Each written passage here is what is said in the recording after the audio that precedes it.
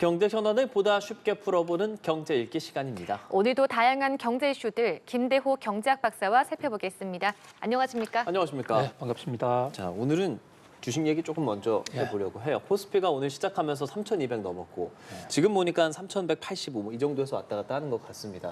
지금 추이 좀 어떻게 보시는지 궁금한데요. 네, 주식시장이 한마디로 뜨겁다, 잘 나가고 있다 이렇게 볼 수가 있겠습니다.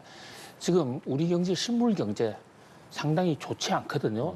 GDP도 떨어지고 특히 개인 소비, 민간 소비 지출은 상당히 지금 위기 상황입니다. 또 많은 기업들의 실적 발표도 삼성전자, LG전자 하루 전, 이틀 전 실적 발표했는데 전부 이익이 반토막 났습니다.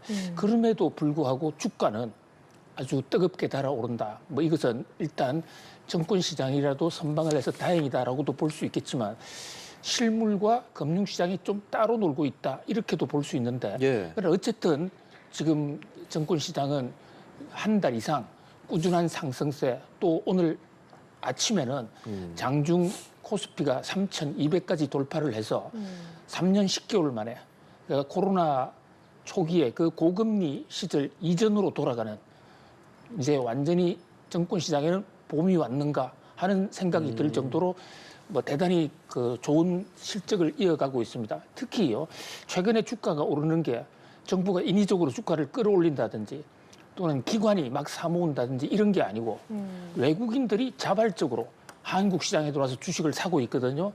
이 대목은 매우 소망스럽다 이렇게 볼 수 있겠습니다. 다만 외국인들이 많이 팔고 뭐 개인과 개미가 많이 산다 뭐 이런 말들도 있던데 어떻게 해서 그래야 되는 거예요? 그럼 하루하루가 좀 달라지는데요.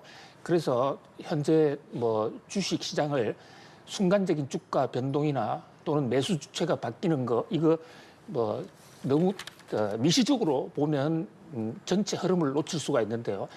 지금 한동안 상당히 위축됐던 우리 증시가 회복된 1차 동력이 사실 외국인들이 한국 시장을 찾아왔기 때문입니다.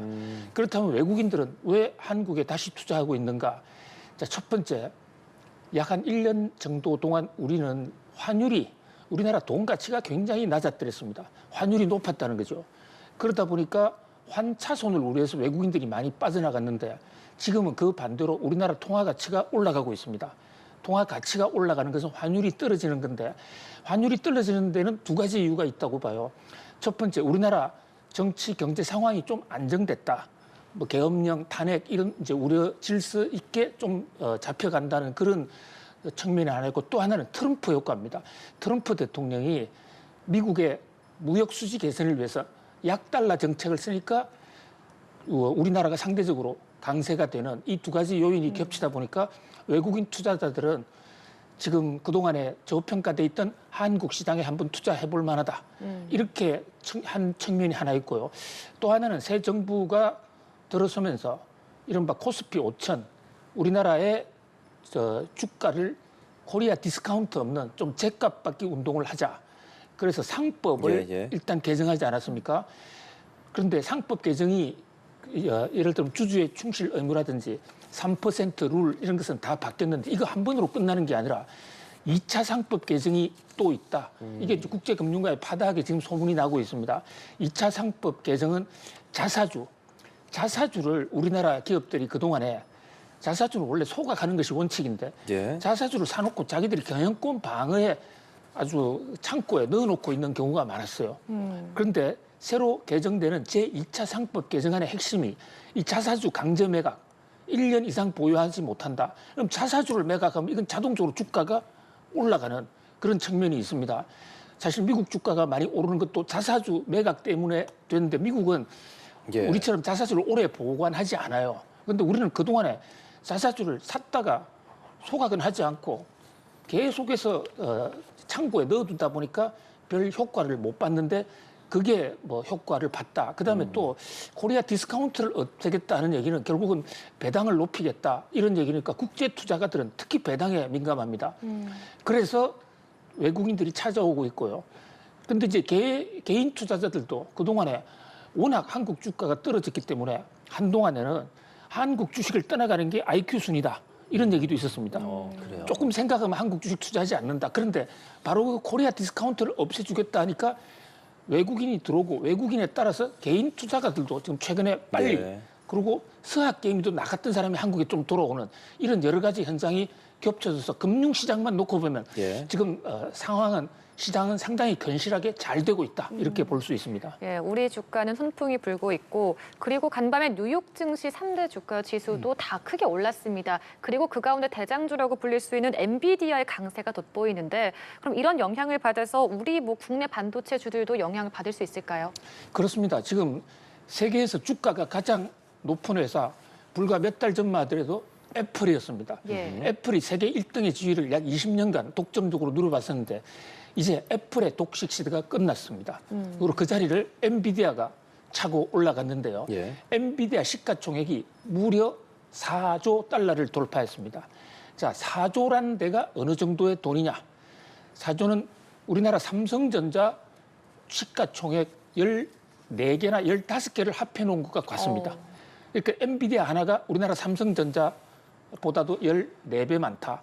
또 우리나라 전체 시가총액이 지금 3,000조 정도 되는데 엔비디아가 4조 달러니까 이것을 우리 금액으로 환산하면 약 5,000조가 되거든요. 예. 그러니까 우리나라 전체 기업을 다 합한 것보다도 엔비디아 하나가 지금 시가총액이 1배 반 내지 예. 1.8배 이상 더 많습니다. 그동안 그만큼 엔비디아가 많이 올랐는데 이 엔비디아가 반도체 회사란 말이죠. 여기 특히 SK 하이닉스 같은 데는 우리나라 HBM 반도체를 하이닉스에 직접 납품하고 있습니다. 예. 미국에서 엔비디아 효과로 반도체 주가가 뜨고 또 한국 주가도 덩달아서 그 효과를 보고 있습니다. 물론 삼성전자는 아직도 엔비디아에 지금 납품이 안 되고 있습니다.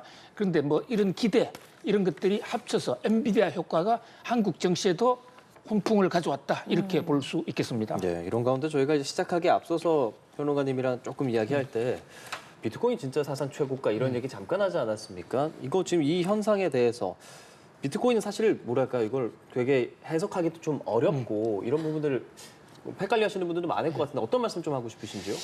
예, 비트코인이 나온 지가 예. 이제 18년이 됐습니다.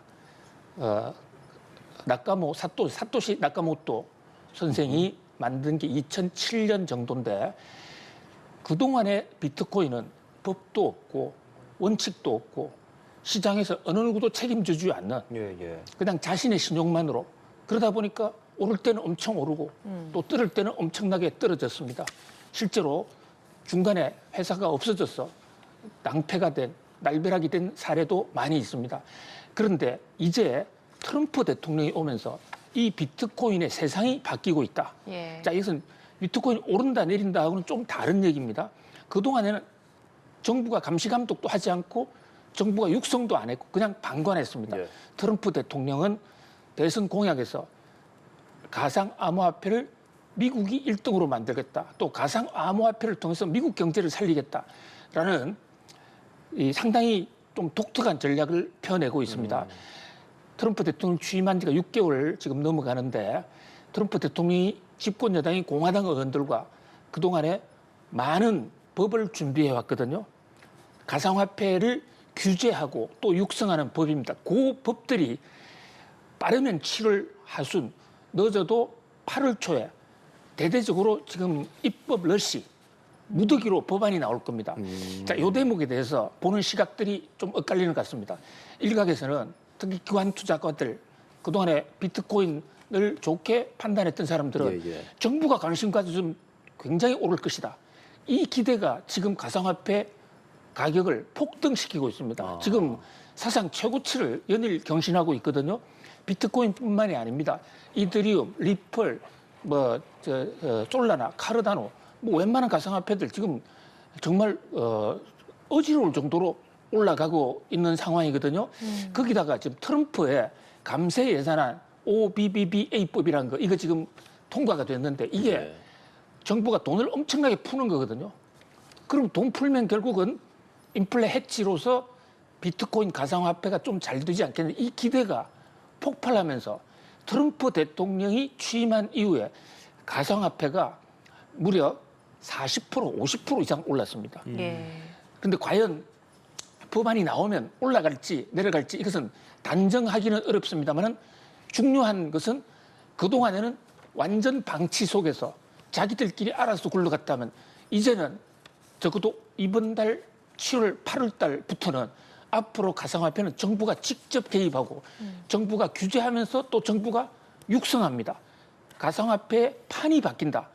이런 점에서 가상화폐 투자하시는 분들도 새로운 관점으로 가상화폐를 바라봐야 되고 또 가상화폐 투자를 하거나 안 하건 이게 좋고 나쁘고를 떠나서 이게 금융시장에 제도권 금융시장에도 굉장히 영향을 주고 있기 때문에 예. 같이 좀 공부할 필요가 있다 이렇게 보겠습니다. 지금 말씀해주신 그 법안들에 관해서 조금 더 구체적으로 좀 여쭤볼게요. 그러니까 미국 하원이 크립토 위크를 개최해서 논의를 하게 되는 건데 어떤 법안을 좀 논의하는지 구체적으로 좀 짚어주시겠어요? 지금요 미국 국회, 예. 미국의 의회가 워싱턴 DC 한복판에 있고 미국 사람들은 그래서 칸그레스라고 그럽니다. 칸그레스 부근에 가면 암호화폐, 가상화폐, 플랜카드가 많이 걸려 있고 7월 14일부터 우리는 크립토 위크에 들어간다. 크립토만이라는 게 가상화폐거든요. 예. 미국에서는 가상화폐라고도 그러지도 않고 또 가상자산이라고 그러지도 않고 크립토가 암호란 뜻입니다. 암호 코인이다 이런 쓰는데 칸그레스에 일주일간 암호 주간에 들어갑니다. 암호화폐 주간에 들어갑니다. 그럼 국회가 하는 일이니까 법 만드는 건데 일주일 동안 가상화폐 법만 논의하겠다는 겁니다. 다른 거 일단 다 제껴놓겠다.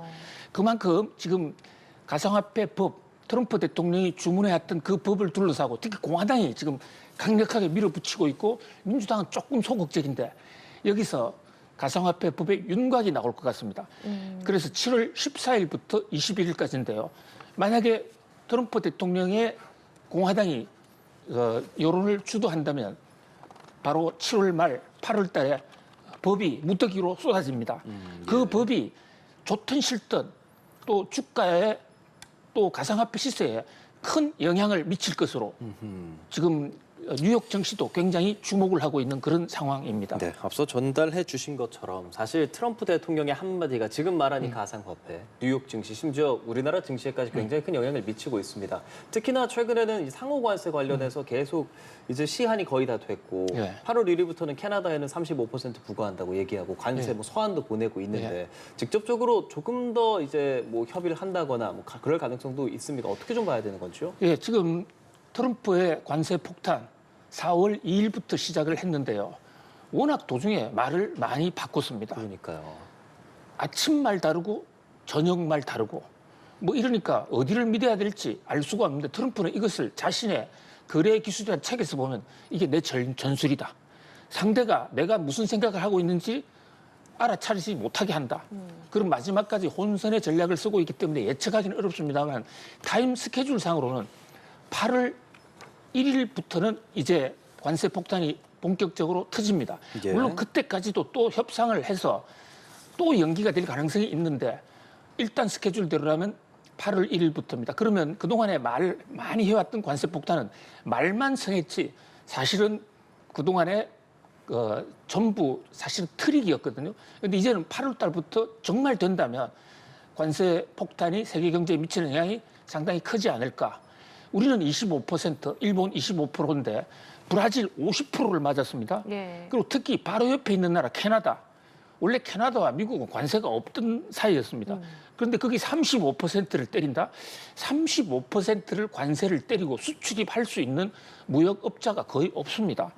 그렇기 때문에 정말로 트럼프 대통령이 8월 1일 날 칼을 뽑는다.